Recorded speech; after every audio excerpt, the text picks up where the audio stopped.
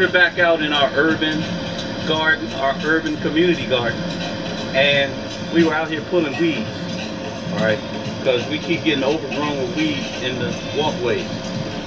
But we asked the local horticulturalist what we should do about the weeds, and he told me personally that we should just get some Roundup and some weed killer and spray all the stuff in the middle. But I understand that just like pesticides kill not just your unwanted insects, but they also tend to kill your garden allies, your beneficial insects. So we're not going to use pesticides in an organic garden. That's what this is. We're growing everything organically. So you're not going to use pesticides, but neither are you going to use weed killer, because the weeds that you're going to pull are also going to double as fertilizer.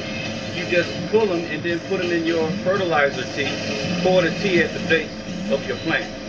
All right, it's just that simple. But if you kill everything in sight, which is what we tend to do, just kill it, just get rid of it. You see people building all these communities in all of these forested areas. They just cut the trees down, dig the whole thing up, because we need a house. Meanwhile, your cure for cancer might be in that forest. The cure for whatever diseases that we may have that we hadn't had 10,000, 50,000, 100,000 years ago might be in that forest, but we just dig the whole thing up. Try to get out of the mentality of killing everything in sight. You want to see how you can incorporate it into what you're doing, much like our ancestors did. So don't use weed killer if you're gardening organically, because the weeds are going to double for you as fertilizer.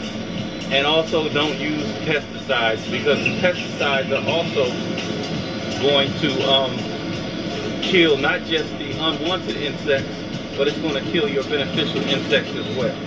Alright, so how are you going to get the weeds out?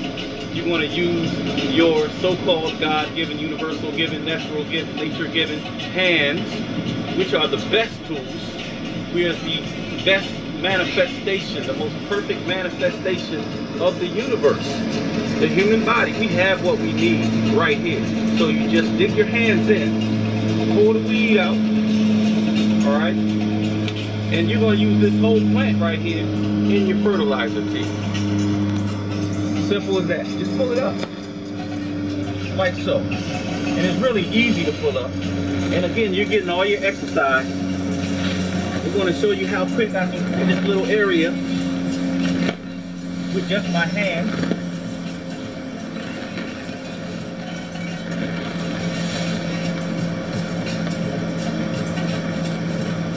We've become a largely sedentary nation. That's black, white, brown, whatever. Very sedentary, very lazy. That area I just cleared out in less than a minute. So I could clear this entire 12 feet in probably about 12 minutes if I go at that pace. Okay?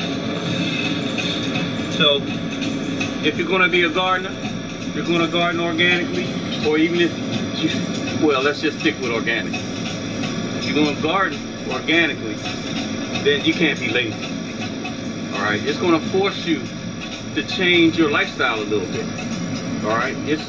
Again, we out in the garden before 7, because today's going to be another scorcher. And I said yesterday that if you're going to garden in the excessive heat, you got to make sure you do it before the sun comes up, before that heat becomes unbearable, because you can actually suffer from heat stroke and other ailments, dehydration or what have you. Anyway, if you're going to garden organically, I can't say it enough.